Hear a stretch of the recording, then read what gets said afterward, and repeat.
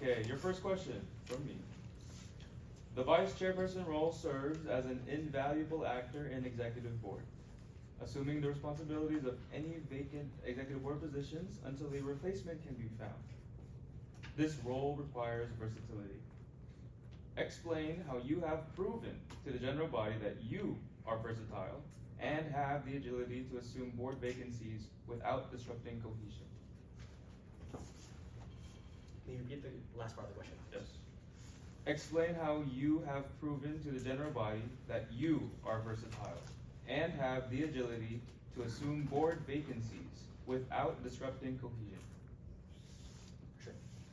So, within my 2 years of executive board, I've held both an appointed position and a coordinated position, that being new student representative and community affairs coordinator. And within those 2 years, I've had the pleasure of working alongside 2 executive boards and learning and being mentored under some of Samahan's past leaders. And it's with those predecessors that I feel I've learned to be comfortable in this space and allow myself to learn and develop and be adaptable when it comes to making decisions and fostering collaboration between our executive board and within different positions. This year is no exception of that. As community affairs coordinator, I was brought into a spring semester without a able co-lead. I felt stressed and felt I may have not been able to continue the work that ABLE has done to operate. However, just taking a step back and reflecting on what the needs of the organization are, I found that the biggest option was to find another ABLE co-lead to help manage that stress. So I looked to the new student representative, Dylan Sabal, to fulfill that position. Because communication is key in this organization, and without relaying that need for assistance, it doesn't get you anywhere in regards to how you're able to fulfill your responsibilities. With vacancies on executive board, I see that same responsibility where I'm going to communicate that need for fulfilling that position, and then finding ways to delegate it alongside both my executive board members, but also myself, to ensure that not all executive board members are overwhelmed with that responsibility. And finally, finding a way to be flexible and adaptable in regards to my schedule. So establishing timelines and plans for things to get done, because everything is a process. So to summarize, communicate, delegate, and then adapt. So yeah. Okay. Your second officer question. While board morale represents one of the many responsibilities for vice chairperson, it should be noted that this may never truly be achieved. How will you ensure cohesion and collaboration within executive board should an instance occur where no one can seem to get along and work together?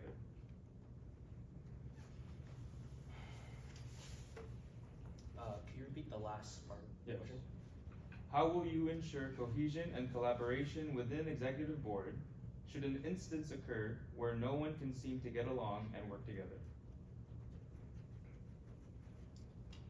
So conflict has multiple sides, and I think with my responsibility as vice chairperson, I work as the mediator between those discussions and conflict. So at first, I believe my first step would be to take that step back and remember that I am the objective person in the situation, that I can't take somebody's word for everything, and I can't stay on one side, because at the end of the day, this is a business and we're all peers working towards similar or the same goals. So with that being said, after taking that step back, I would hop right in and kind of first listen to what those grievances are. Active listening is, I feel like, a skill that I value, and it's something I wish to emphasize to my upcoming executive board if there is a conflict that needs to be heard. So providing them a space where I can just listen and actively listen to understand the full situation and what they see as the issue for that problem.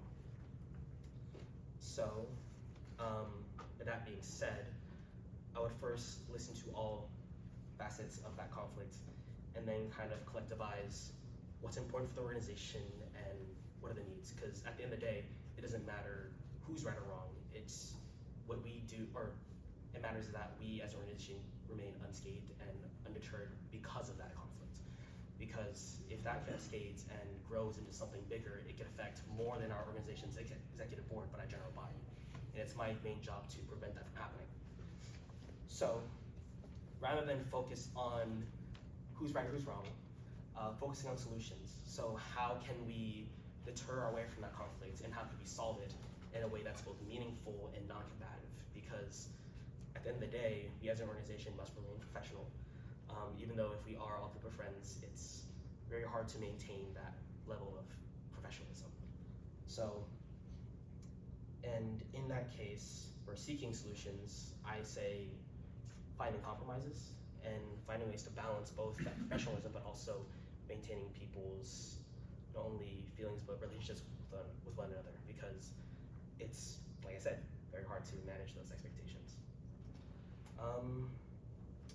And with that, I think kind of continuing to check in, because one issue that I foresee conflict does happen is you kind of like figure out the answer to that conflict and you think it's resolved, but sometimes people carry those like unburdened feelings. So being sure to check in on those executive board members and make sure that conflict, I don't want to say stays dead, but ensure that this doesn't rise into something greater than it is.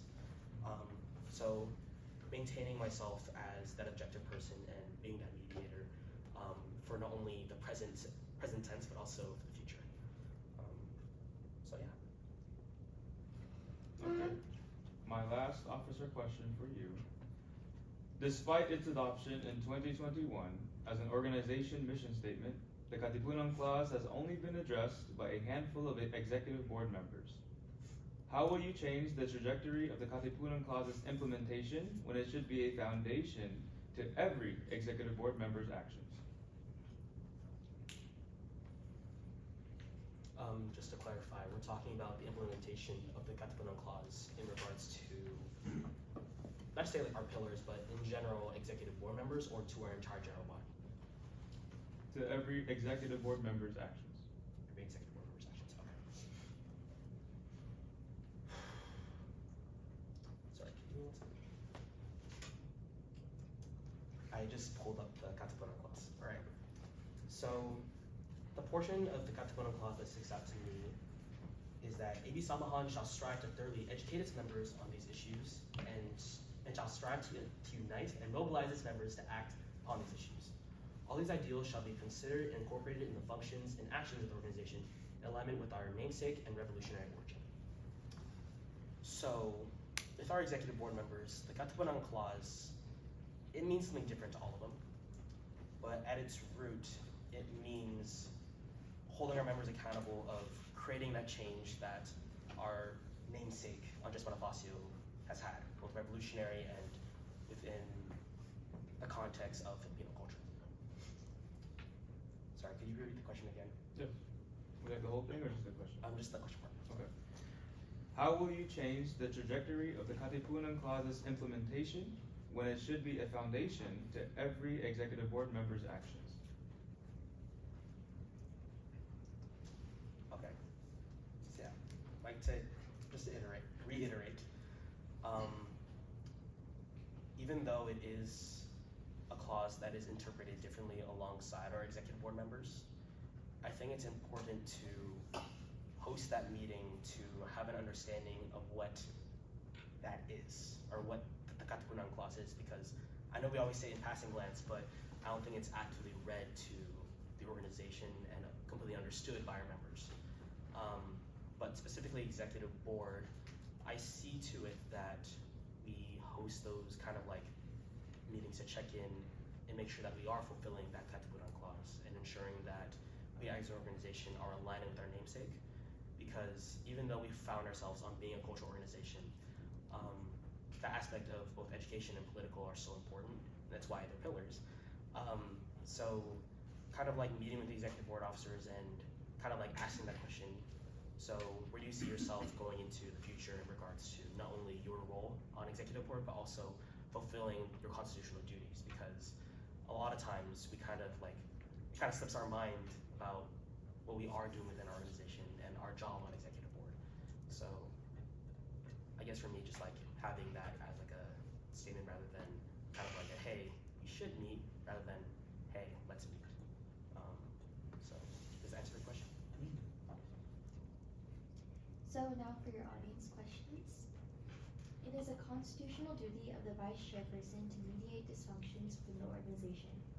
Should you be elected, how do you plan on acting accordingly should any internal or external conflicts arise?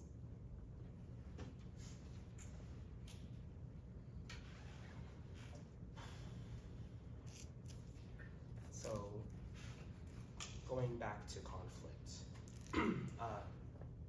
like I said, I hope to be that mediator.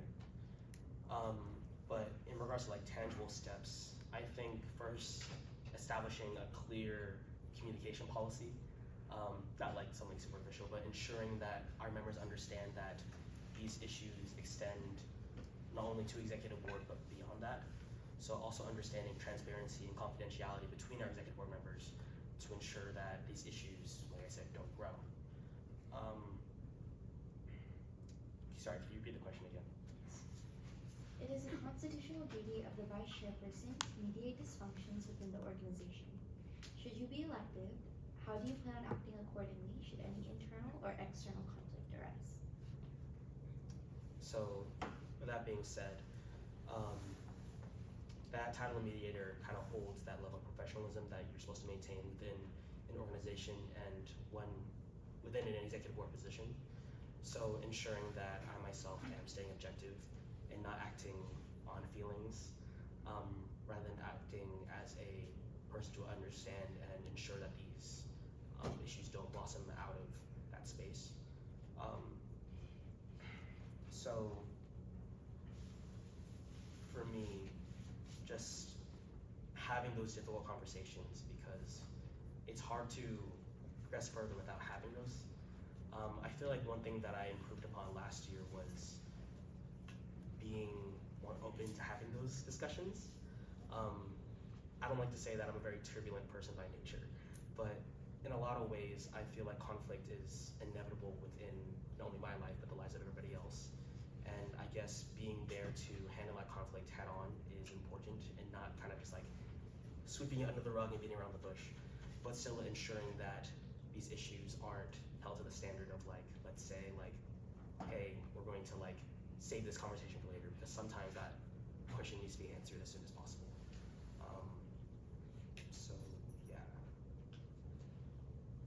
The vice chairperson role often involves handling board morale and conflict. This results in the role tending to be behind the scenes. How do you plan on expanding the role beyond board morale and conflict mediation? I'm glad you asked that question. So with my plans for vice chairperson, I always saw it as being kind of like the person for board hunting, and also kind of like more satisfaction in regards to like making sure that they want to and continue to do the role that they're supposed to be doing. And also ensuring that we are upholding ourselves to a level of highest professionalism. Sorry, to backtrack though. I do have plans in place to ensure that we're going beyond just like board morale and kind of holding it within executive board, because usually this position is kind of like a supportive position when working behind the scenes. I personally love working behind the scenes. I don't like being super recognized in regards to that. But in the case where I do have plans to expand it, I look to the organizations that I worked with in the past. So UCSD's KP and USD's FUSO, where I was working with the vice president externals. And I kind of, not to say got mentored by them, but kind of learned about what their role within their organization is as that vice chair external, which really came down to being able to reach out to not only the community at that school, but also to the community outside of it. So for me, I kind of talked about it earlier, but hosting events not specific for executive board. One thing that UCSD KP's vice chair external does is they coordinate a talent show for their general body to participate in. It's not something that I could see myself pursuing like within the next year, but with the help of the executive board or committee, it's it's possible, we try. And then something that FUSO does was coordinate kind of like class bonding to ensure that, what's it called, the students within executive one class isn't just seen as like, hey, we have first year students who are super involved. What about the second years, the third years, the fourth years, who may not know how to get involved? Because some of our socials or some of our events sometimes cater to that population rather than the others. So it's with that in mind that like I have ideas for kind of bonding outside of executive board, but as I said earlier, I hope to establish committees to see if those ideas are tangible, and working alongside top 4, so like treasurer funding, to ensure that those ideas are possible, because at the end of the day, I don't want to step on the toes of my coordinators, and I want to ensure that they're being seen and heard about this process. And as I emphasized before, my main job may not be to create those kind of events or socials, but rather to support our executive board to ensure that those things could happen.